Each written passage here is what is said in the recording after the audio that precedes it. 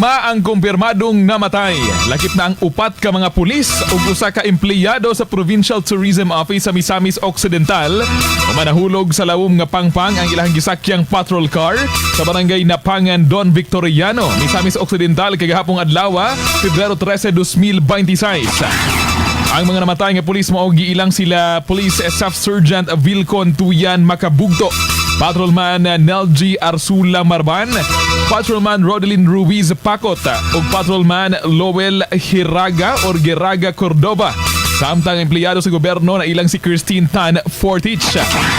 Sa report, ang sakay sa patrol car ang iya sa 2nd Provincial Mobile Force Company, Misamis Occidental, mao ang 7 ka mga pulis ug 3 ka mga empleyado sa Provincial Tourism Office.